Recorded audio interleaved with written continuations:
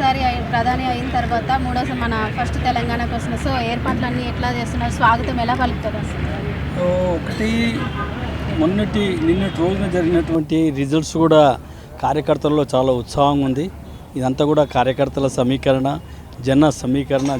జనాలందరూ కూడా వాలంటరీగా సిటీలో ఉన్నటువంటి సీనియర్ సిటిజన్స్ కావచ్చు, లేకుంటే రిటైర్ ఎంప్లాయీస్ కావచ్చు, ఇలాంటి వాళ్ళందరూ కూడా వారిని చూడాలని చెప్పని వారు చేసినటువంటి మొదటిసారిగా బెంగాల్లో ఏ రకంగా భారతీయ జనతా పార్టీ అధికారంలో రావడానికి వారు చేసినటువంటి కృషి కానివ్వండి, అక్కడ జరుగుతున్నటువంటి అన్యాయాల్ని ప్రజలకు ఎత్తి చూపి అక్కడ గెలవడం అనేది రెండవసారి అస్సాంలో కానీ పుదుచ్చేరిలో కానీ యాంటీ ఎంగేజ్మెంట్స్ ఎక్కడైతే మిగతా రాష్ట్రాల్లో ఉన్నటువంటిది భారతీయ జనతా పార్టీ అధికారంలో ఉన్నటువంటి రాష్ట్రాలలో ఇది వాళ్ళ ప్రజా ఆమోదంగా ఏ రకంగా రెండోసారి గెలిచిందన్నటువంటి దాన్ని కూడా ప్రజలందరూ కూడా స్వాగతిస్తున్నారు. ముఖ్యంగా హైదరాబాద్లో ఈనాడు ఎవరిని కదిలించినా, ఏ హోటల్ దగ్గర చూసినా, ఏ టీ బడ్డీ దగ్గర చూసినా, ఏ చిన్న చిన్న పాన్ షాపుల దగ్గర చూసినా కానీ ఇదే చర్చ, మోదీ గారు బెంగాల్ అని.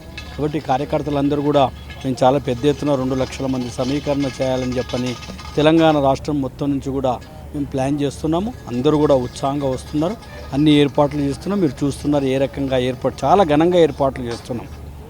వచ్చేటటువంటి కార్యకర్తలకు ఏమాత్రం కూడా ఎండ తగలకుండా నీడ ఉండాలనేటటువంటి ఆలోచనతో మేము జర్మన్ టెంట్స్ వేపిస్తున్నాము. 3 రకాలుగా దీన్ని టెంట్స్గా మేము మార్చడం జరిగింది. పోలీస్ వాళ్ళతో కూడా ట్రాఫిక్ డీసీపీ గారు కూడా ఇప్పుడు రావడం జరిగింది, వాళ్ళతో కూడా చర్చించడం జరిగింది. మా అధ్యక్షుల వారు కూడా వచ్చారు. 250 మీటర్స్ మేము రోడ్ షో కూడా పెట్టాలి మహిళలతోని. ఎందుకంటే మహిళల యొక్క అధికారాన్ని, మహిళలకు కావాల్సినటువంటి రిజర్వేషన్ని ఏ రకంగా ఆపినరు, సుమారు 50% అసెంబ్లీ పార్లమెంటు సీట్లు పెరిగేటటువంటి దాన్ని ఏ రకంగా ఈ ఆపోజిషన్ వాళ్ళు, కాంగ్రెస్ వాళ్ళు ముఖ్యంగా ఆపినటువంటి దాన్ని సౌత్లో కూడా వ్యతిరేకించినటువంటి ఈనాడు స్టాలిన్ గతి ఏం పట్టింది, రేపు రాబో రోజులలో కూడా అదే రకంగా ఇక్కడ కాంగ్రెస్ రేవంత్ రెడ్డి కూడా అదే గతి పట్టబోతుందనేది ఈనాడు ప్రజలు చూస్తున్నారు మనకు.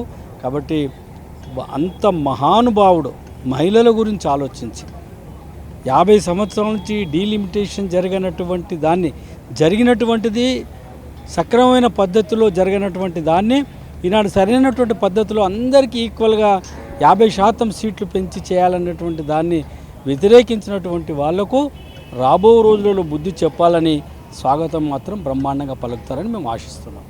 సార్, ముఖ్యంగా ఈ సభను ఉద్దేశించి ఏం మాట్లాడబోతున్నారు సార్ మన మోదీ గారు?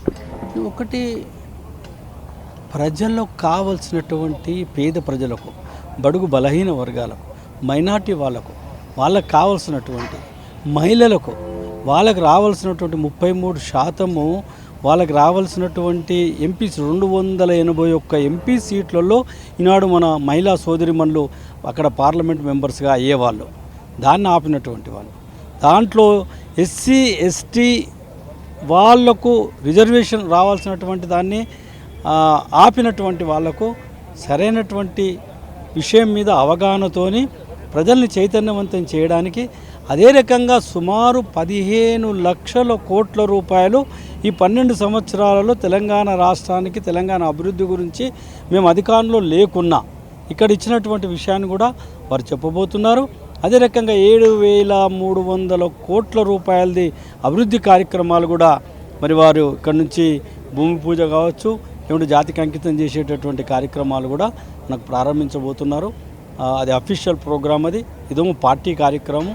2 కార్యక్రమాలు, అది కాక ఒక హాస్పిటల్ కూడా, ప్రైవేట్ హాస్పిటల్ ఒకటి ఇనాగరేషన్ కూడా చేయబోతున్నారు. కాబట్టి ఈ 3 కార్యక్రమాల్లో వారు వస్తున్నారు. తప్పనిసరిగా వైద్య, విద్య, కార్మిక, కర్షకులు, ముఖ్యంగా రైతుల గురించి కూడా మాట్లాడతారని మేము అనుకుంటున్నాం. తప్పనిసరిగా అన్ని రంగాలు అభివృద్ధి జరిగినప్పుడే ఈ యొక్క దేశము బాగుంటుందనే ఆలోచనతోని వికసిత్ భారత్ మీదనే ఎక్కువ మాట్లాడతారని నేను అనుకుంటున్నాను. ఇంకొకటి, మహిళా బిల్లుపై కూడా మాట్లాడతారని సమాచారం ఉంది సార్. సో ఎప్పటి వరకు ప్రారంభమవుతుందని మహిళా బిల్లు చట్టం? మహిళా బిల్లు మోదీ గారి సమయంలోనే తప్పనిసరి. ఏ రకంగా అయితే 370 ఆర్టికల్ జమ్మూ కాశ్మీర్లో ఎత్తేసామో, ఏ రకంగా రామమందిర నిర్మాణానికి లీగల్గా మేము సుప్రీంకోర్టు నుంచి వాళ్ళు ఇచ్చినటువంటి ఆర్డర్ అనుకూలంగా రామమందిర నిర్మాణం ప్రజల యొక్క డబ్బుతోనే మేము నిర్మాణం చేయించాము మా విశ్వ హిందూ పరిషత్తు. అదే రకంగా మహిళా బిల్లు కూడా తప్పనిసరిగా మోదీ గారి నేతృత్వంలో పార్లమెంట్లో బిల్ పాస్ కావడం ఖాయం. సార్ అంటే ఈ బిల్లు ప్రత్యేకించి రాజకీయ ప్రయోజనాల కోసమే వాడుతున్నారని చెప్పి కూడా విమర్శలు కూడా వచ్చేసాయి. దీనిపై మీ స్పందన ఏంటి? ఇప్పుడు మాట్లాడే వాళ్ళు ఏదైనా మాట్లాడతారు. మరి ఒకవేళ నిజంగా కూడా రాజకీయ లబ్ధి గురించి మేము అనుకుంటే ఎందుకు మేము అస్సాంలో గెలిచాము, ఎందుకు బెంగాల్లో గెలిచాము, ఎందుకు పుదుచ్చేరిలో గెలిచాం, పాండిచేరిలో మేము గెలిచాము, ఎందుకు మనం తమిళనాడులో ఈనాడు డిఎంకే అధికారంలో ఉన్నటువంటి పార్టీ ఏ రకంగా ఓడిపోయింది. సో ఇవన్నీ కూడా కావాలని మాట్లాడేటటువంటి చాతగానితనంగా మాట్లాడేటటువంటి దాన్ని మేము ఎప్పుడు కూడా పట్టించుకోము. అభివృద్ధి మా ధ్యేయము.